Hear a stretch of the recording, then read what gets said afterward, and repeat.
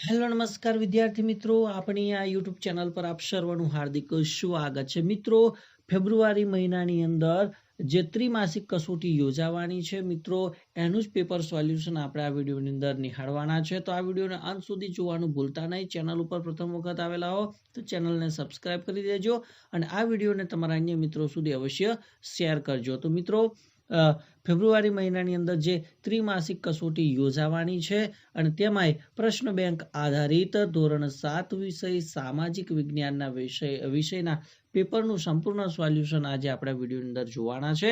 તો આ વિડીયોને અંત સુધી જોવાનું ભૂલતા નહીં. તો મિત્રો, શરૂઆત કરીએ પ્રશ્નપત્રના સોલ્યુશન. તો પ્રશ્ન 1 છે કે નીચે આપેલા પ્રશ્નોના ઉત્તર આપેલા વિકલ્પોમાંથી આપણે પસંદ કરીને લખવાના છે.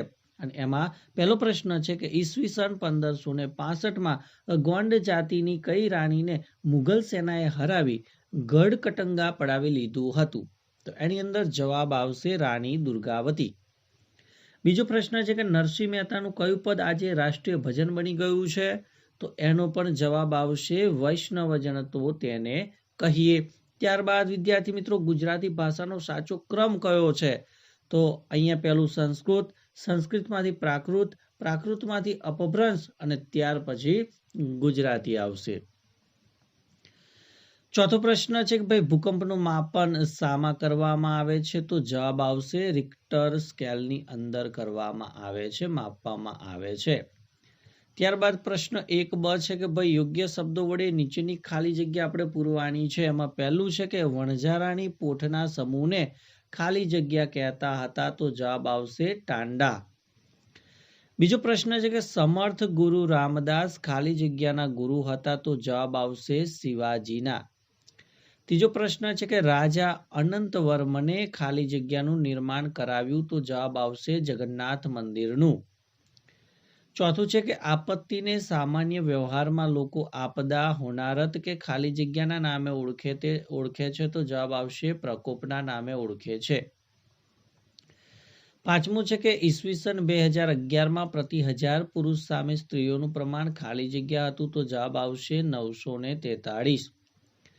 ત્યારબાદ નીચેના વિધાન ખરા છે કે ખોટા એ આપણે જણાવવાનું છે. ને એમાં પહેલું વિધાન છે કે ગુજરાતમાં મીઝો, અહોમ અને ખોખર જેવી જનજાતિઓ વસે છે. તો આ વિધાન ખોટું છે. બીજું વિધાન કે વિચરતી જાતિના લોકો માટે સરકારે ગૃહ ધિરાણ યોજનાઓ જાહેર કરી છે. તો આ વિધાન ખરું છે. ત્રીજું છે કે તુકારામ અને એકનાથે ગુજરાતમાં જ્ઞાતિબંધનો તોડવામાં ફાળો આપ્યો છે. તો જવાબ ખોટો છે, વિધાન ખોટું આવશે. હોળીનો તહેવાર ફાગણ સુદ પૂનમના દિવસે મનાવવામાં આવે છે. તો આ વિધાન સાચું છે. અને પાંચમું વિધાન કે ભારતના પ્રથમ મહિલા વડાપ્રધાન ઇન્દિરા ગાંધી હતા. તો એ વિધાન સાચું છે. ત્યારબાદ પ્રશ્ન 2b જેની અંદર આપણે નીચેના જોડકા યોગ્ય રીતે જોડવાના છે. તો એની અંદર પહેલું જ છે કે ગઢકટંગા. તો એની અંદર જવાબ આવશે 70,000 ગામડાનો સમાવેશ કરવામાં આવે છે. ત્યારબાદ બીજું આવે છે વર્ષાસન. તો એની અંદર આવશે ડાંગ દરબાર. ત્યારબાદ આવે છે ત્રીજા નંબર પર શ્રમિક. તો એનો જવાબ રહેશે પાઈક. અમનદાસ. તો એની અંદર જવાબ આવશે સંગ્રામ શાહ. અને ખોખર જનજાતિ. તો એનો જવાબ આવશે પંજાબ. ત્યારબાદ પ્રશ્ન નંબર 3 છે કે ભાઈ નીચેના પ્રશ્નોના ઉત્તર 1-2 વાક્યમાં આપણે લખવાના છે. ગમે તે 6 પ્રશ્નોના ઉત્તર આપણે આપવાના છે. એમાં પહેલો પ્રશ્ન છે કે અહોમ ભાષાની કઈ કૃતિ બહુ જાણીતી છે? તો અહોમ ભાષામાં બુરંજી નામની કૃતિ બહુ જાણીતી છે.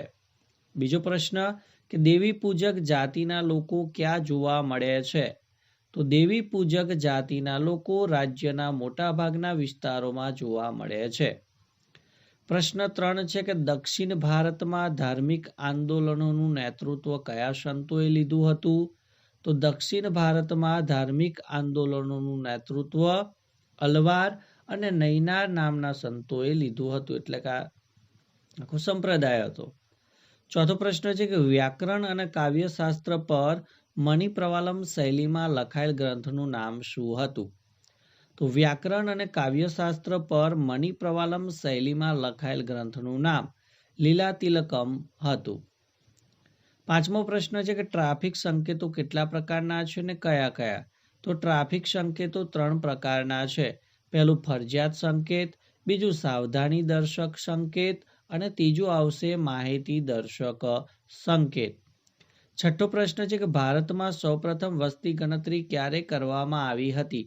તો ભારતમાં સૌપ્રથમ વસ્તી ગણતરી ઈસવીસન 1871માં કરવામાં આવી હતી. 7મો પ્રશ્ન છે કે ભાઈ વિચરતી જાતિના લોકોનો મુખ્ય વ્યવસાય શું છે? તો વિચરતી જાતિનો મુખ્ય વ્યવસાય પશુપાલન છે. 8મો પ્રશ્ન કે ઉત્તર પ્રદેશમાં કયા વિસ્તારની હોળી પ્રખ્યાત છે? તો ઉત્તર પ્રદેશમાં બરસાનાની લઠમાર હોળી પ્રખ્યાત ગણાય છે.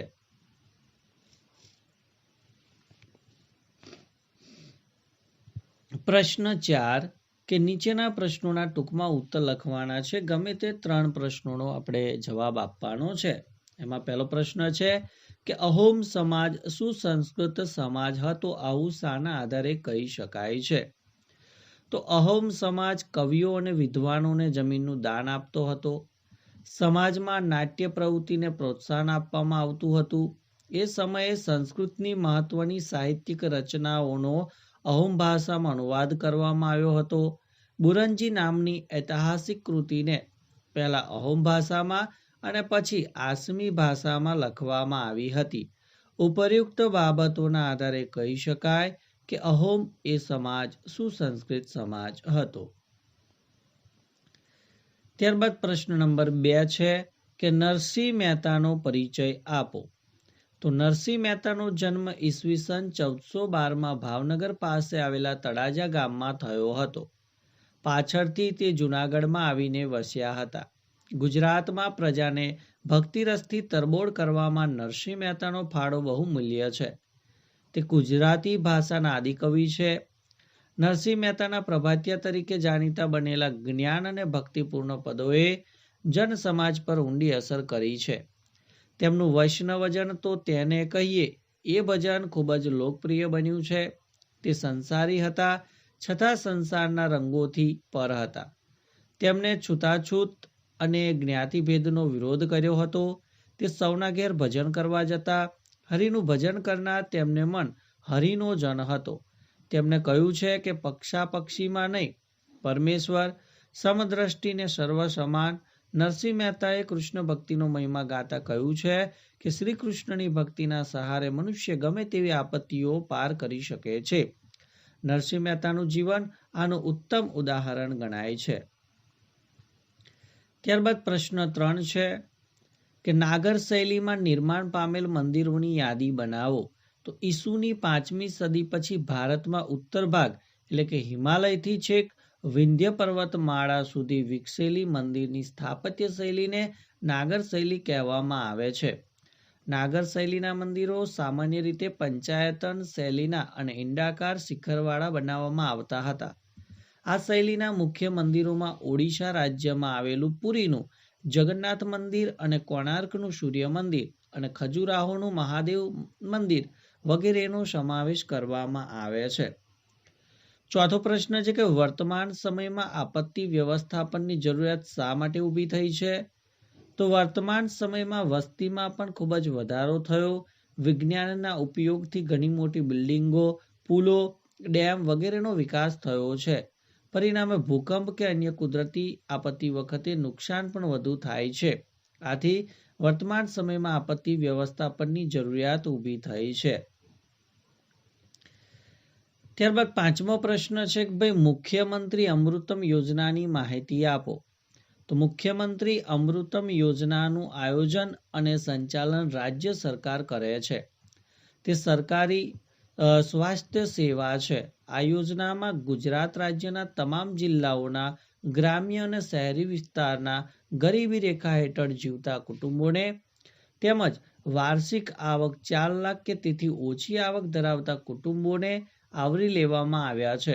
આ યોજનામાં હૃદય, મગજ, કિડની, બર્ન્સ, નવજાત શિશુના રોગ, ગંભીર ઈજાઓ વગેરેની સારવાર માટે નિયત પેકેજીસ નક્કી કરવામાં આવેલા છે.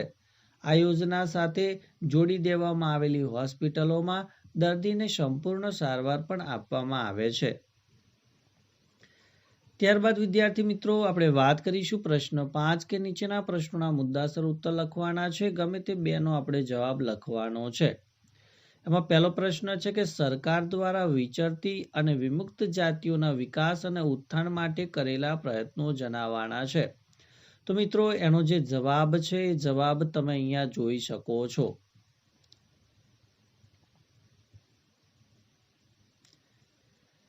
ત્યારબાદ પ્રશ્ન નંબર 2 કે ગોંડ લોકોનો ઇતિહાસ અહોમ લોકોથી કેવી રીતે અલગ હતો. તો મિત્રો એનો પણ જવાબ અહીંયા આપેલો છે, એ જવાબ તમે અહીંયા જોઈ શકો છો. ત્યારબાદ ત્રીજા નંબરનો પ્રશ્ન છે કે ભાઈ આપત્તિની માનવ જીવન પર અસરો સવિસ્તર આપણે વર્ણવવાની છે, જણાવવાની છે.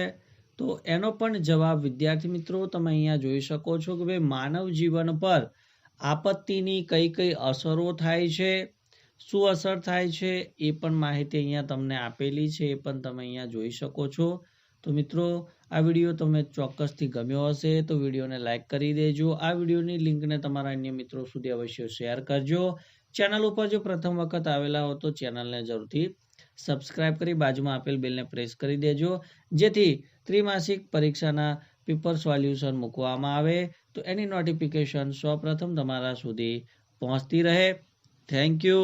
આભાર.